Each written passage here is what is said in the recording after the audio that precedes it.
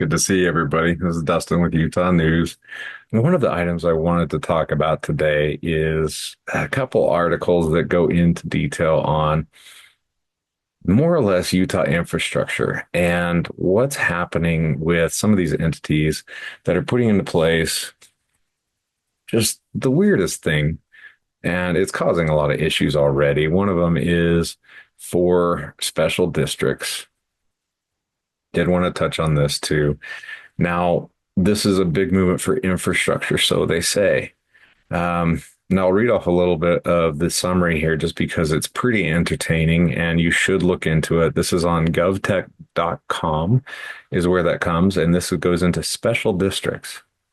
Now, funding for these come from federal relief funds. Now, okay, we all had federal relief funds during the COVID timeframe, et cetera. But is that actually where they're going? Would be good to know. Just to track the money. Everybody should be aware of where it's going. But it's an innovation opportunity that comes around. It says it's a bipartisan infrastructure bill. It was signed into law late last year. Was $973 billion over 5 years to state and local government jurisdictions for a range of improvements over, different infrastructure all the way around. Now, this was an actual new law, not just a little supporting bill, officially called the Infrastructure Investment and Jobs Act, EJA. Try saying that. It includes 550 billion new investments for transportation, water, power, and energy, environment, remediation, public lands, broadband, and resilience. Okay, each one of those items lead into a whole different aspect that we've been talking about. I know we've mentioned the smart meters that have gone in with our water, our power, possibly even our gas, if you didn't opt out of it. So with all of this innovation going in for that, and now also transportation, it did cover some of this on these Agenda 21 and Agenda 2030 items about infrastructure projects they want to propose. And this lines right up with it. When you're putting in that much money for transportation, water, energy, environmental remediation, we had talked about that in another episode on, the wetlands and, that 70% of Utah is actually not owned by Utah or its residents. Now, the IIJA funding, so it's IEJA, I guess, or EIJA, however you want to say it, funding, it streams particular interest to special districts.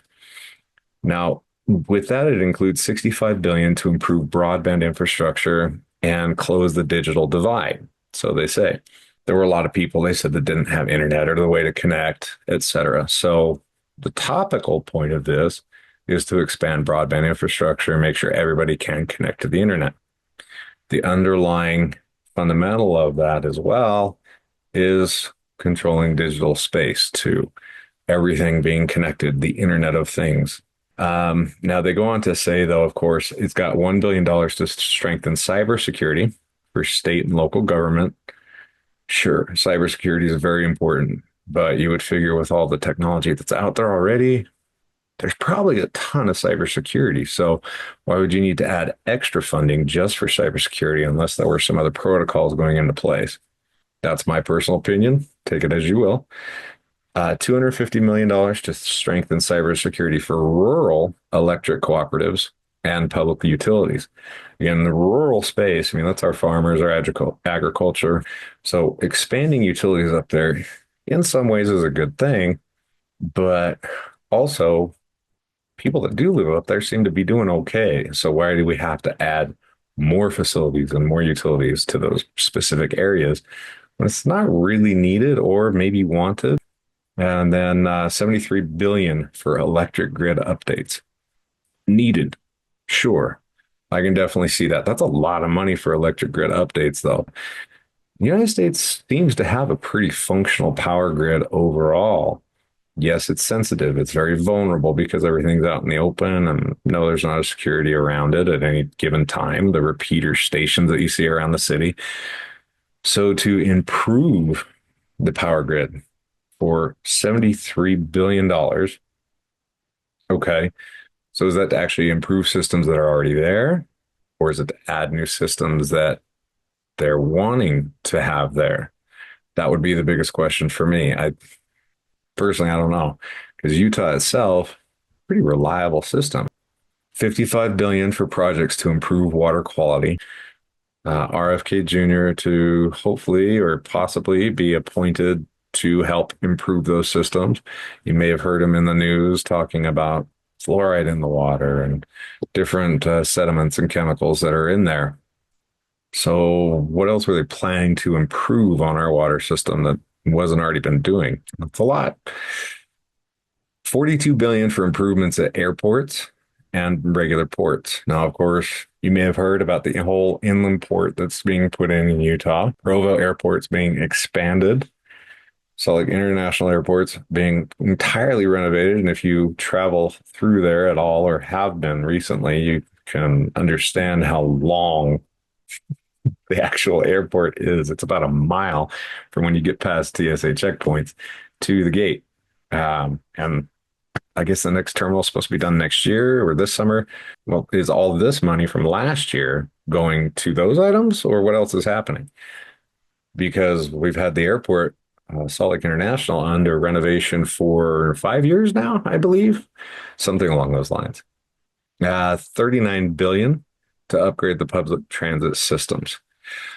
Fair. This is an item that I have mixed feelings about because our public transit in Utah is pretty sad. I mean, sure, we have UTA bus systems downtown and they get you everywhere you need to go within the free system, the free zone, I should say.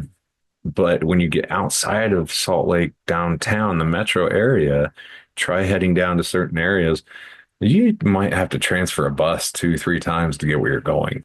So we could use some upgrades. And then one of them was the Center for Digital Government Funding. It was Joe Morris, he was the expert, broke down the legislation on it's an on-demand webinar. You can look at it on govtech.com. But that's interesting. We've got all that infrastructure going in. Then around the same time, we have another big article I'm curious about with our water, even during drought years. For some reason, over the past 5 to 10, it keeps saying this atrocious drought and struggles. And it's concerning. And this one is on Fox 13. Came out fairly recently. It was saying that farmers are already struggling with Utah's dry conditions and lack of water. Okay, so if you look overall, I mean, KSL has their water projections, the snowpack conditions, et cetera. And then you can also go look at the national tracking. And it actually shows that Utah as a whole is over 100% water for the year. It really seems like they focus on this. Again, it's like COVID. They've got this whole color coding thing going on. I'm just going to say thing to enforce hey, we have low water conditions. It's yellow severe, brown yellow severe, it's red severe. Now it's fire red severe. I mean, this whole color coded system, and you've noticed that came out with COVID as well. So, and this goes on to talk. I mean, Hurricane Utah, I know we pronounce it hurricane here, but Red Angus Ranch down there, farm he grew up on, was talking about farming there his whole life. And as far as this time of year, he says he's never seen it this dry, which is interesting. Does that go with bad policies, water management, similar to what we recently saw in California? That's a possibility. They said there's not been a lot of rain there since last spring, and plants all of the oats for forage in January. But he can't because the ground's so dry. And if you ever do gardening in your own, you notice you go outside, if it's too dry, that soil gets really packed. And you try churning it up, and yeah, but it's like sawdust. So even if you throw something in there, the wind's just going to blow it away. And it's really not going to work. You've got to be able to use that water to help secure it, make sure it's getting some nutrients for one, the natural minerals that are in our water, and it secures it in the soil. But they all went on to say that he's not alone. There's an agriculture expert with USU said the farmers down there are already stretching every drop of water they can. Does this have to do with some of the farmland we have been talking about over the past few weeks? So where's all that water going? That conservation is definitely on the forefront, of course, and try to be as efficient and productive as we can. Okay. So of course we try to, everybody wants to, but we also have these smart meters in the inner cities. Now, if they end up with the infrastructure that we had talked about prior, with these farmlands, if they deem them that they're not farmable anymore or have projects to go ahead and renovate, make sure it's federal land, that pushes people down into the metro areas some more. Then you're also concerned with the smart meters that are in the metro areas. Now, it does go on, of course. Stout gives a whole commentary. It's on fox13now.com, so I don't want to go into too much depth on it. But he did mention it's pretty concerning that if we don't get the rain, then we don't produce the food and fiber, and that's part of his crop. But for today, I think we'll leave it at that. Do like, follow, subscribe. We are here on YouTube and Rumble, Utah News. Please share it around. We'll talk to you soon. Have a great night.